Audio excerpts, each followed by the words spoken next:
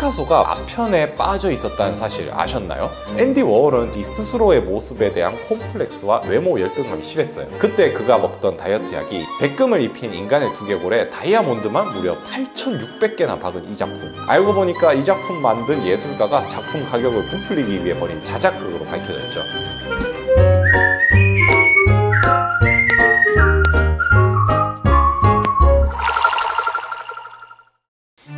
안녕하세요. 인문학하는 약사의 재미있는 이야기 메디슨 엑스 히스토리의 저는 펭귄 약사입니다. 여러분 정말 오랜만에 제가 좋은 소식 하나 가져왔는데요. 여러분들의 관심과 사랑 덕분에 제 책 히스토리 메디슨이 22년 올해의 청소년 교양도서로 선정되었습니다. 브라보! 멋지다 펭귄 약사! 네, 감사합니다. 항상 재밌는 이야기로 여러분들한테 다가가도록 하겠습니다. 제가 요즘 즐겨보는 드라마가 있는데요. 바로 넷플릭스 드라마 더 글로리입니다. 어린 시절 학교 폭력을 당했던 이 문동은이라는 주인공이 선생님이 되어서 자신을 괴롭히던 가해자들한테 복수를 한다는 내용인데, 그 중에서도 이제 제가 관심 있게 본 캐릭터가 있었는데 누군지 아시겠죠? 바로 이사라입니다. 교회 목사 부부의 딸로 성가대도 하고 화가 활동도 하면서 굉장히 고상한 이미지이지만 사실 그 이면에는 문동은을 어린 시절 고데기로 고문하고 심각한 마약 중독자의 삶을 살아가는 인물이죠. 드라마를 보면요, 마약 운반책인 손명호라는 사람과 이런 대화를 나누는 장면이 있어요. 이 손명호가 이사라한테 마약을 주면서 야, 저거 맞으면 더 잘 그리냐 하니까 이제 이사라가 저거 맞으면 내 말을 더 잘 듣지 하면서 이게 무슨 말이냐, 뭐 그림을 더 잘 그리게 된다, 뭐 이런 의미겠죠. 이 손명호가 야 500g 아껴 퍼라 이렇게 하면서 주는데 이사라가 이제 500g 좋아하네, 야 감히 내 영감을 삥땅 쳐? 마약에서 영감을 얻었구나 라는 그런 좀 뉘앙스를 풍기죠. 나중에 이제 손명호가 행방불명된 후에 미술 작업 중에 약이 필요해진 사라가 명호한테 카톡으로 야 명호야, 얼음이랑 고기 떨어졌다고 이러면서 막 재촉하는 모습도 볼 수 있는데, 여기서 얼음은 이 히로뽕이라 불리는 메스암페타민이고요, 고기는 대마초를 의미합니다. 뒤에 보면요, 이 사라가 그리는 그림이 마치 현대 미술 작품 같네요. 이제 마약을 하면서 그림을 그리나 봐요. 그런데 이런 생각을 해봅니다. 정말로 마약을 하면은 그림이 더 잘 그려지고 창의적으로 뭔가 예술 작품이 더 잘 되나? 뭐 이런 생각을 해보는데, 실제로 이 예술과 마약은요, 인류 역사상 오랫동안 깊은 연관관계가 있었다고 해요. 그렇다면요, 이번 시간에는요, 이 역사적으로 유명한 미술가 그리고 그들에게 영향을 끼쳤던 약물에는 또 무엇이 있는지 한번 살펴보도록 하겠습니다.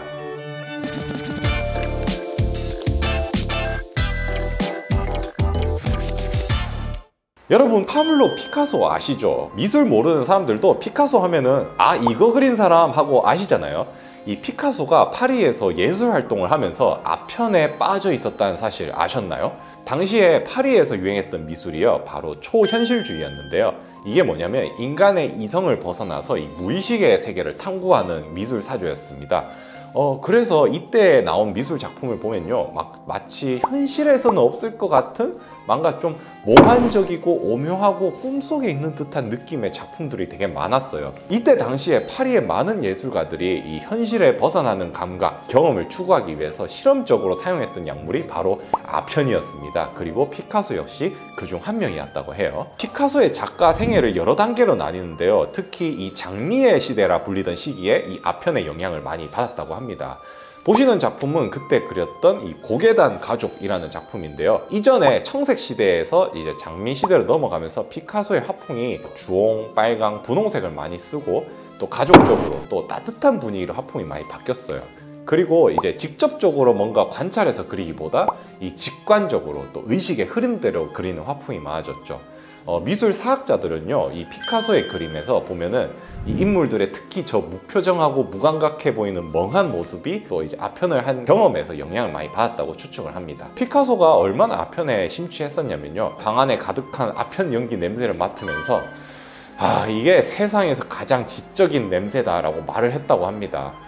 그러다가 이제 아편을 같이 이제 즐기던 친구 중에 칼 하인츠 비겔스라는 인물이 있었는데요, 이 친구가 대마초랑 아편을 너무 많이 복용해서 그만 정신병에 걸려요. 그래서 나중에 이 사람이 이 천장에 목을 매서 자살을 합니다. 이 목 매단 시체를 본 사람이 바로 피카소였는데, 그때 피카소가 엄청 충격을 많이 받고 다시는 이제 약을 먹지 않게 되었다 하죠.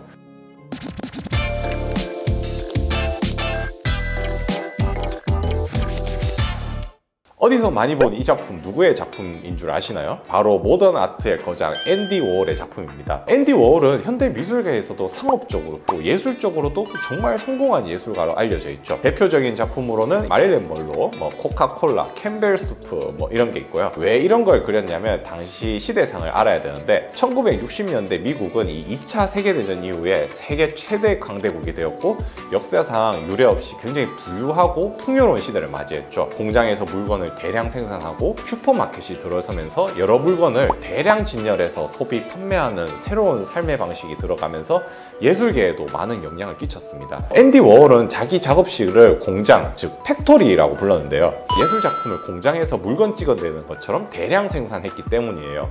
우리가 앤디 워홀 작품 기법을 실크 스크린 기법이라 하는데 이게 뭐냐면 하나의 일종으로 같은 이미지에다가 잉크의 양, 배치, 색깔만 달리해서 여러 이미지를 마치 공장처럼 대량으로 만들어내는 기법입니다.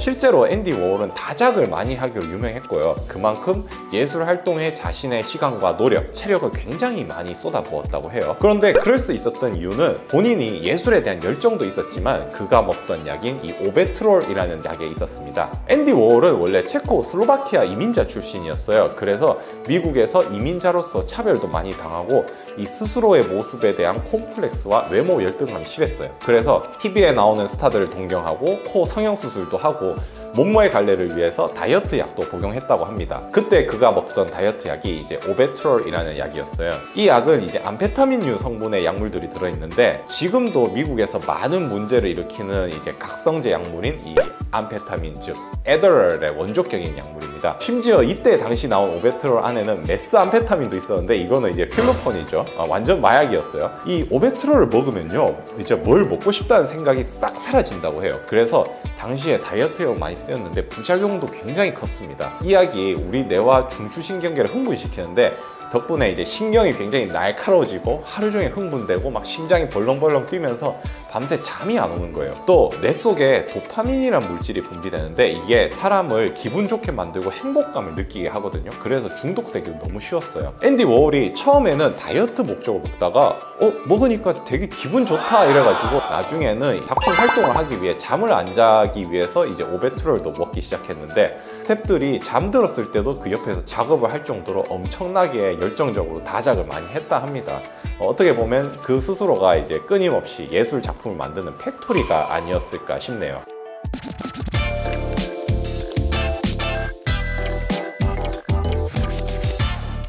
한때 엄청나게 비싼 금액으로 화제가 된 작품이 있는데요. 바로 신의 사랑을 위하여라는 작품입니다. 백금을 입힌 인간의 두개골에 다이아몬드만 무려 8,600개나 박은 이 작품. 컨소시엄에서 무려 5천만 파운드, 하나 760억 원에 거래가 되었다 하는데요.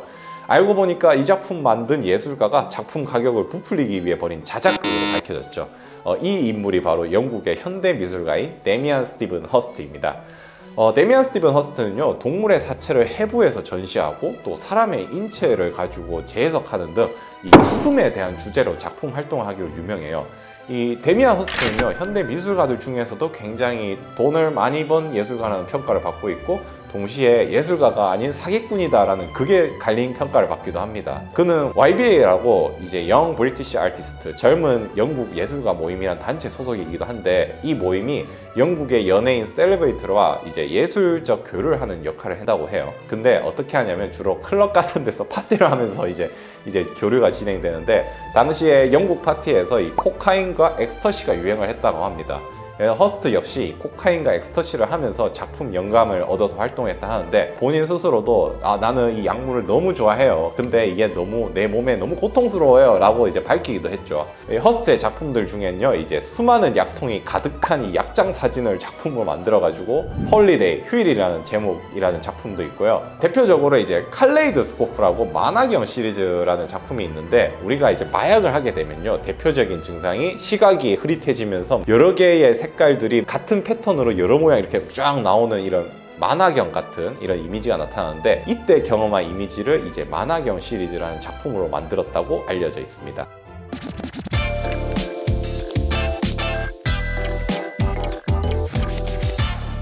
어딘가 벽에 그린 낙서 같은 이 작품이 여러분들은 얼마로 보이시나요? 2017년 뉴욕 소더비 경매에서 무려 1억 1,050만 달러, 하나 1,246억 원에 낙찰된 작품입니다.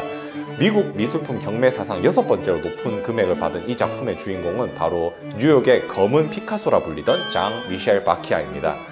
예술가로서 야망을 드러내는 그의 트레이드마크, 이제 왕관, 또 이제 과격한 색채와 파격적인 그림으로 우리나라에서도 꽤 많은 인기를 가진 예술가인데요. 하지만 이 바스키아는 27살의 짧은 미술가의 생애를 마쳤습니다. 바로 이제 헤로인 때문인데요. 작품을 빨리빨리 많이 만들어야 된다는 압박감 때문에 그는 이제 현실 도피를 위해 헤로인을 하다가 점점 중독이 되었다 해요. 나중에는요, 하루에만 헤로인에 2천만 달러의 비용을 썼다고 하고요.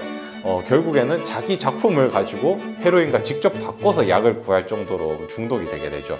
그러다가 결국 자신의 스튜디오에서 약물 과다 복용으로 사망하게 됩니다. 제가 마지막으로 이제 장 미셸 바키아 예를 들면서 하고 싶었던 이야기는 이겁니다.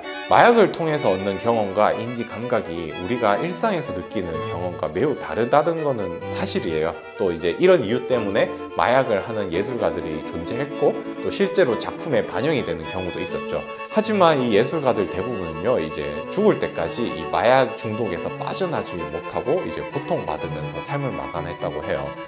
실제로 마약을 해가지고 그림을 더 잘 그리거나 아니면 더 좋은 작품이 나올까요? 사실 그렇게 보기는 힘듭니다. 왜냐면요, 우리가 어떤 작품을 만들 때 영감이나 새로운 경험을 하는 것도 중요하지만 예술가 본인의 예술적 재능, 그리고 이제 그거를 표현하는 능력도 굉장히 중요하고 여러 가지 복합적 요인이 작용하기 때문이죠. 결론적으로 이제 마약은 예술가든 누구든 하면 안 된다라는 거를 말씀드리고 싶었어요. 지금까지 인문학한 약사의 재밌는 이야기 메디슨 히스토리에 저는 펭귄 약사였습니다. 저는 다음 시간에 더 재밌는 이야기로 찾아뵐 테니 구독, 좋아요, 알림 설정까지 해주시면 감사하겠습니다. 네, 감사합니다.